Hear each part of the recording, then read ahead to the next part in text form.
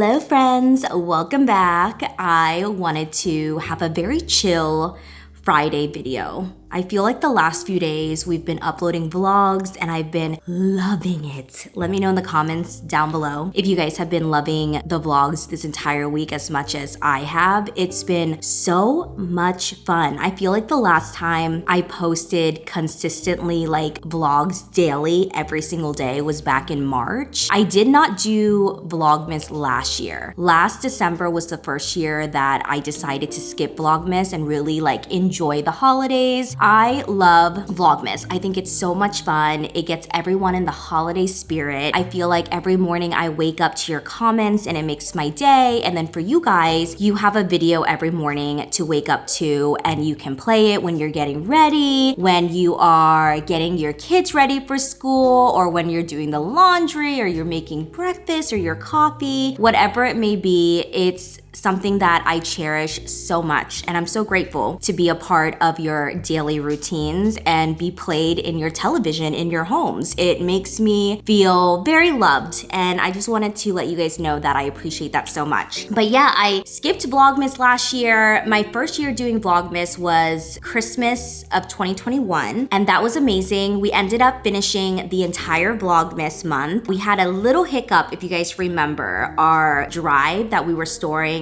our content basically decided on the very last day to completely shut down, and we were not able to get that last vlog up on Christmas Day. I was so devastated. We ended up finishing that month, and that was such an amazing fun time. In 2022, I was very occupied because I had just started a small business. Carlos and I had a lot of things to do, so we attempted it, but I don't think that we finished that year either. And then 2023, we ended up not doing the entire Vlogmas. We only did about I think 20 days or so and decided to take some time off to be with friends and family. And then in 2024, I decided to not do Vlogmas and really enjoy the holidays. Also, another thing was, if you guys remember, in the year 2024, Carlos was going through really extreme health issues with his gallbladder, and he had to get surgery, and then he had a root canal. It was a whole thing. There were a bunch of other things going on in our personal life. So I decided at the end of last year that we were not doing Vlogmas because I was like, after the year that I had, we are going to skip it. So that's why I've been really enjoying this year's Vlogmas, because I didn't get to do it last year. And this year it feels lighter and more inviting and just cozy, and things are good. I'm very, very grateful for where I am mentally in my life. It's definitely very, very different than I would say where I was 6 months ago. I will say, I think the hardest times that I went through this year was probably the middle of the year. I think beginning of summer was definitely a hard, dark time for me. I'm so glad that I'm feeling much better. So I thought we would just sit down, hang out, make your coffee, get ready. Let's just chill. I do want to say, I don't know if I'm gonna get a video up tomorrow. I'm debating if I'm going to take Saturdays off or not, because it's the weekends, it's the holidays. You guys are probably so busy going to parties, or you have plans to do other things, or you're with friends and family. I also think maybe it might be good to give you guys a break. I love hanging out with you every day, but there are so many creators this year, which is amazing, posting Vlogmas. So I just don't want to feel like I'm overwhelming you guys with so many videos. So I may or may not take Saturdays off, but I just wanted to give you guys a heads up. I will be back Sunday with a vlog. I thought we would sit here and do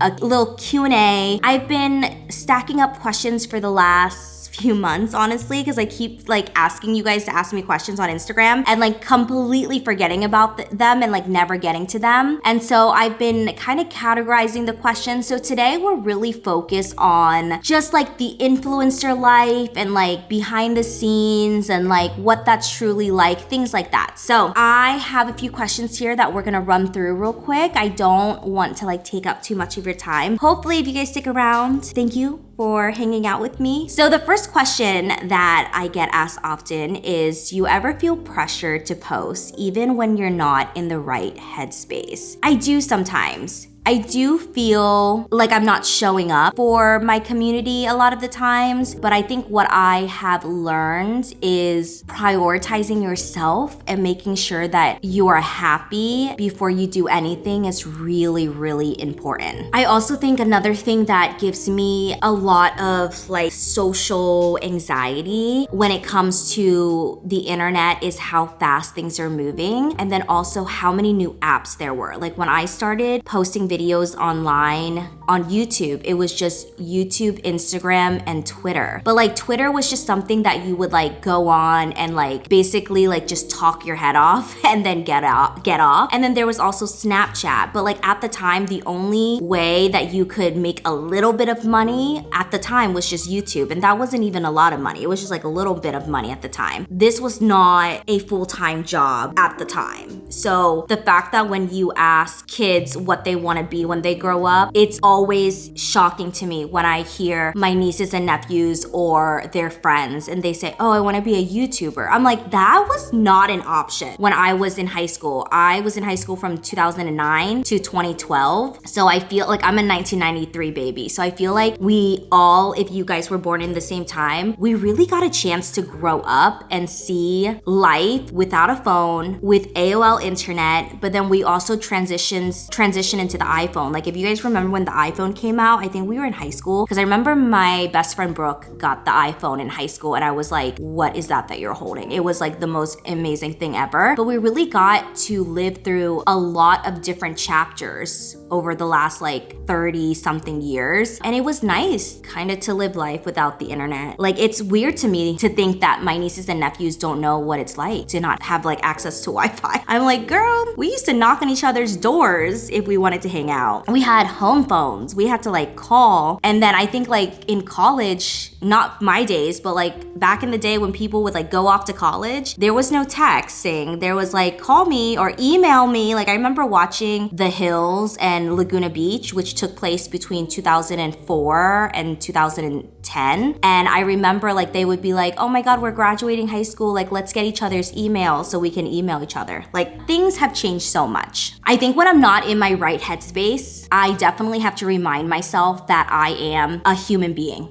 At the end of the day, I may wear a lot of hats, but at the end of the day, I am a human being and I need to prioritize my mental health and my headspace before I can turn on a camera, because the last thing that I want to do is bring negativity into a vlog. Or, you know, when I take a step back and I say that, actually, I think that it's really important to show raw emotions online. I think it's important to be authentically yourself, and I think that it's good to show people that there are gonna be bad days and days that you're sad, and then there are gonna be really good days. Nothing is completely perfect and all, you know, colorful and exciting and butterflies. Like we are not all happy all the time. I may be really happy in my vlogs, and most of the times I am, but there are days where I'm sad or I may be cranky, and you may see that in a video. That doesn't mean that like Carlos and I are fighting or like something's going on. Sometimes I just have days where I don't want to talk. And so when I have those days, I either choose to, okay, well maybe I just want to prop up the camera because I'm cooking something and I want to share it with you guys, or I may not want to turn on the camera at all. I think that it's important as a creator to be authentically yourself in order to form the community. It's kind of like being yourself to find the right friends. You never want to mold into someone else as a creator and try to be something that you're not. If you stay true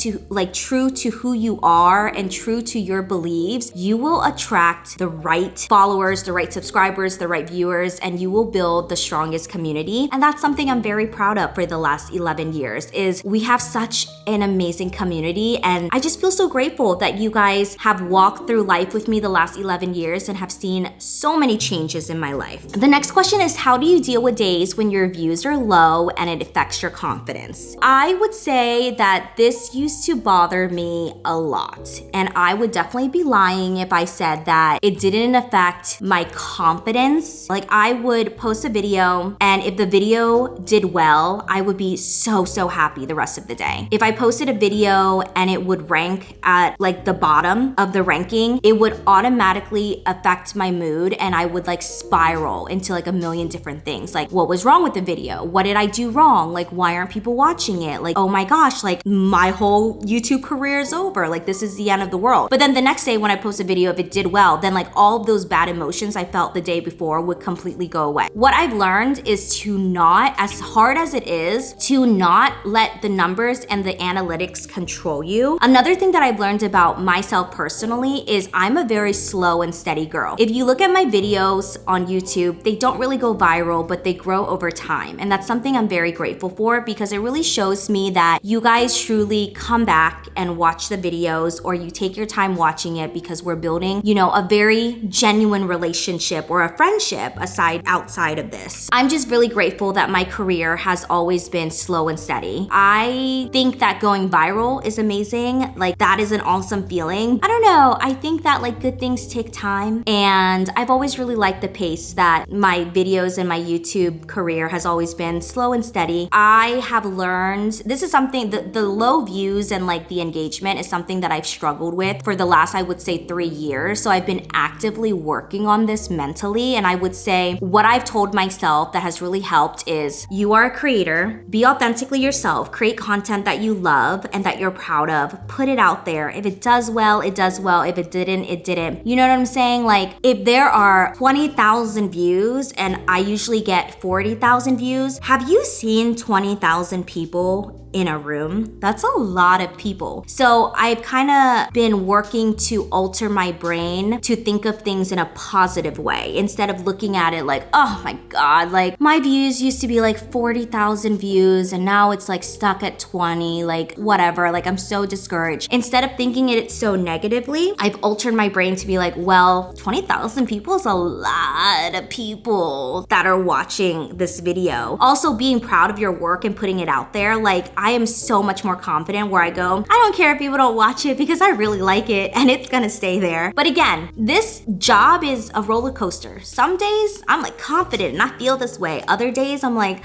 okay, we just need to like gather ourselves. And days that I feel down, it is so good to be surrounded by friends and family and be away from your phone and social media and work and just ground yourself and remind yourself that you have everything that you used to pray for. I also think another thing is focus on why you started this journey. If you are posting videos like me, focus on the reason why. Focus on the love and the support. Focus on the comments that you're getting, the messages that you're getting. Those are the reason that you stay. Do you ever feel guilty taking time off because you're scared the algorithm will punish you? I do feel really guilty sometimes for giving myself time off, and I'm so grateful for Carlos, who is constantly reminding me, hey, it's okay to take time off. Like, babe, it's not normal to like work all the time, 7 days a week, constantly be like having ideas running in your head and constantly being on edge and on the go and like thinking of the next thing and planning for like 5-10 years, thinking about what you're doing next week, always looking at your calendar. Like, it's okay to take 1 or 2 days off. It's not the end of the world. I also think that burnout is a huge thing when you are constantly creating, because as creators, we are pretty much everything. We create the concept, we are the director, we film, we edit, we submit, we do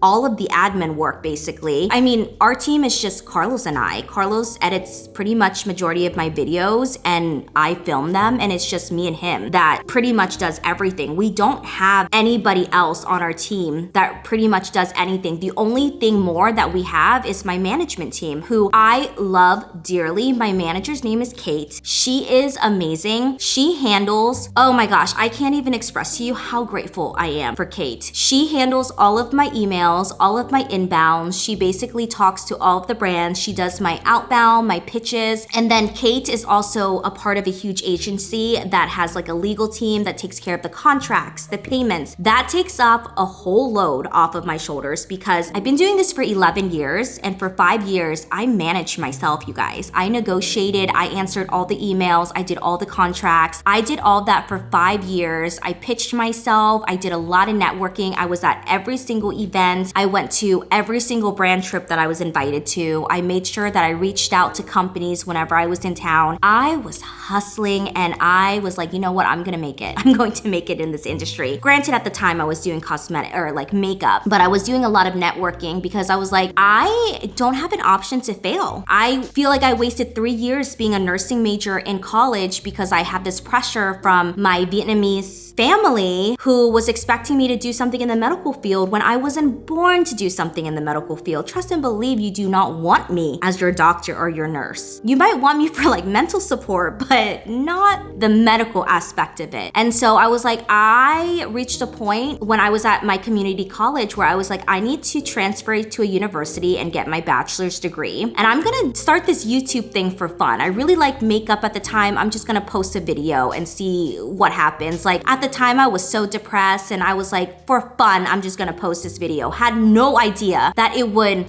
like turn into this 11 years later. I can't even believe that I'm sitting in my house. Like I never thought I'd be a homeowner. It's just so crazy, and I'm so grateful for the community that I have had for the last 11 years. I really had no choice but to succeed. I could not fail because failing would mean that my family would look at me and be like, I told you so. You are the failure of the family. So there was no room to fail. But I also think that goes with the anxiety of like taking off work. I got this trait from my mom where I call it like the work anxiety. She has given me something that I'm like, why did you give me this characteristic? My mom is a workaholic. She worked her booty off when she came to America. I don't think my mom ever had a day off. Maybe she had 1 day a week off, but she would always take overtime, extra shifts. She would wake up at 3 a.m. and work until 3 or 5 p.m. She worked at a donut factory. If you guys live in York County, it's called Muiltple Donuts on East Market Street, if I believe that's correct. It's been a while since I moved, so I don't really remember. My mom worked at the Muiltple Donuts factory, and she is the hardest working person I know. Both of my sisters are so hardworking. They grind and grind. My brother obviously did so well in school, got multiple degrees, is a pharmacist. Like I was raised and grew up around really hardworking people. But I think because my mom went through so many hard things in her life, like she really lived in poverty. She did not have a lot of money. She did not have a good childhood. She was given away when she was a little kid. Her biological mom basically had her and gave her away because there were like 7 or 8 kids in the family, and they just gave her away. They just gave her away like she was like a toy. Like, here, you can have her. So she was raised by her foster mom, who's my foster grandma. Both grandmas have now passed away. But my mom grew up in poverty, didn't have a lot. Something that my mom told me recently in the last year that really broke my heart was she was like, I love my kids and I like love you guys so much, but like I feel like I'll never truly feel, or I'll never truly know what true love is. She's like, I don't think I've ever been loved in a relationship genuinely. I've never had a wedding. I've never been in a wedding dress. Like she never got a chance to experience what it's like to like just be a girl. And that honestly, I mean, that just broke my heart. I think that as I get older, my mom and I open up to each other way more. It's kind of difficult when you grow up in an immigrant household. As a Vietnamese person, we just have really strict,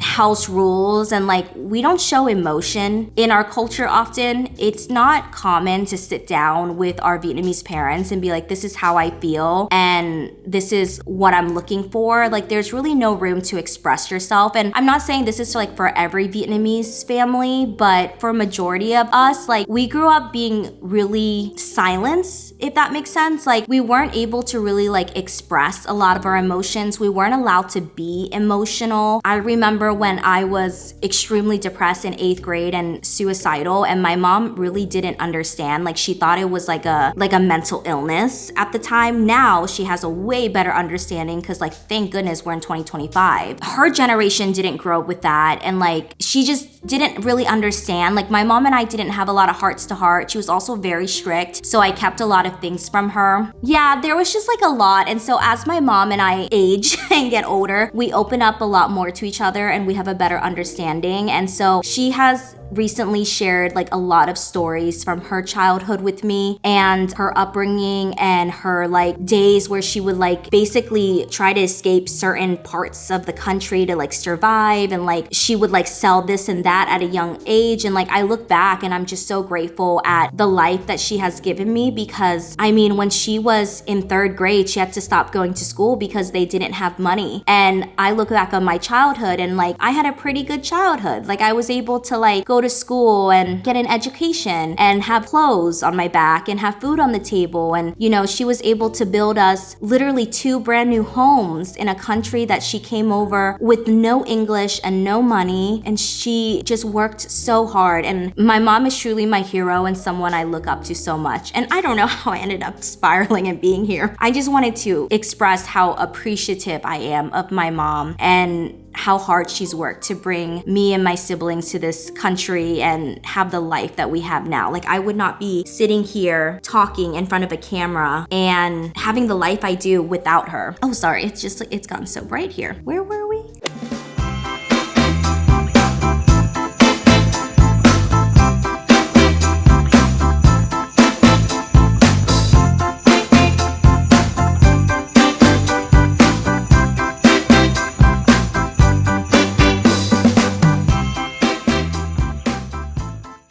How often do you compare yourself to other creators, and how do you pull yourself out of it? I would say more often than I like to admit, but comparison is such a quiet thief. It really does things to you. And so I try my best to not compare myself to other creators or friends or whatever it may be. What I've learned to do is to celebrate everyone's accomplishments and just kind of know and accept that we are all in a different route in our life. Something that may happen to me right now may not happen to my friends for another 5 years, and vice versa. We are also on different journeys. We are also working towards different goals. We were also brought up all so differently. So there is really no reason for the comparison. But at the end of the day, we are human and you can't help but compare yourself to other people. I think that when you are comparing yourself to other people, that is completely normal. What would be bad, or what would make this situation bad, is if you let jealousy take over when you are comparing. Jealousy will ruin relationships, it will ruin friendships, it will also ruin the relationship you have with yourself. If you are constantly jealous of your friends or wanting to dim their light or do better than them and not encourage them or support them, and it's always me, that is going to ruin all the relationships you have around you, and it's also going to ruin the love that you have for yourself and the confidence that you have within yourself. And you also have to remember, if you are interested in content creation, or say you are just a person who wants to start a small business or whatever it may be, there is room for everyone in every industry. As the years go on, there are more people that are popping out into this world. Our world is constantly changing. Things are constantly changing. There is room for everyone in every industry. So never think that there is not room for you, because there is always room for you to try something new and be whoever you want to be in the world. I think a reminder that I love that I wrote down here is, someone else's light doesn't dim mine. I think that is also a really good reminder. I think that the world is also such a beautiful place and could be even more beautiful if we uplift each other and encourage each other to be the best version of ourselves that we could mentally and physically be, and put positivity out into the world. Now, I know that sounds harder to do because not everybody has that mindset. You would be surprised. I think that people underestimate the power of a few kind words or a kind gesture or whatever it may be. It really does change a person's mindset. What's something you struggle with behind the scenes that people would never guess from your videos? I'm gonna make this my last question. I have 5 more questions, but I think that these questions are so good, I'm gonna save it for another video and really like dig into this with you guys because they are really good. Okay, but last question, what's something you struggle with behind the scenes that people would never guess from your videos. I have what is called imposter syndrome. So I doubt myself a lot and I never think that I'm like good enough or that I deserve what I have. I don't know if it has a lot to do with maybe my upbringing. I grew up in a household where like I was very loved and they always told me they loved me, but I wasn't encouraged to do things that I loved or things that I was good at. I felt like growing up, my future was already planned out for me. That's why it's such a big deal for me that I really broke the chain in my family. I did not go the original route with my career. I am not doing something that they wanted me to do. Like, I literally took a route that is so different from what a ordinary Vietnamese parent would want for their kid. Thank God my mom is extremely proud of me now, but it took some time to get here. But yeah, I think because I was never like encouraged growing up to like basically be passionate about things that I was actually good at, I have a lot of I basically have imposter syndrome. I never take time to like celebrate myself or my milestones. I remember like in 2017, my face was in Sephora for the Dandelion blush with Benefit Cosmetics, and it was something that was a huge deal to me that I had been wanting for so long. Like, what makeup content creator back then didn't want to be in Sephora? Like, to have your face in Sephora was such a big deal. And I remember accomplishing it, but then I really never celebrated that accomplishment. I was just like, oh, like I went to the Sephora store to look at it. I've always been like, okay, well, cool. Like, oh, yay. Like, yippee. And then I would like move on and I would think about like, okay, well, what else can I do? That was good, but like, what else can I do? Like, I never really give myself a moment to celebrate, if that makes sense. Another thing is I constantly remind myself that it's okay that maybe everything is not done in one day, or like things maybe need a little bit more time, or like this may not be perfect right now, but like we can work on it later. I feel like sometimes I'm such a perfectionist with my videos and everything I do. I want to make sure that I try to be the best version of myself and the best of the best. If I were in a classroom at school, I want to achieve more and do the extra credit and be the straight A student. I feel like that's kind of how I am with work. So with that, it causes me a lot of like stress sometimes, and I'm like really hard on myself. I think the best thing though that I'm so grateful for is the people that I surround myself with, because they truly keep me grounded. And it's nice to have that disconnect, that when I shut off my phone, this is my real life and I don't commingle social media with my personal life. It's something that I'm constantly working on. And like I said, it's constantly a roller coaster ride, especially when your life is like in the spotlight and every little move you make and every little thing you say is judged, and things that you say maybe 5 years ago are like twisted, and it can be a lot. Anyways, you guys, thank you so much for hanging out with me. I love you. I will save the other questions for another day. This was very, very nice to sit down and have a chit chat with you. Don't forget to leave a comment down below. I will see you guys in the next video. Don't forget, might not have a video tomorrow, but I will see you guys back here on Sunday.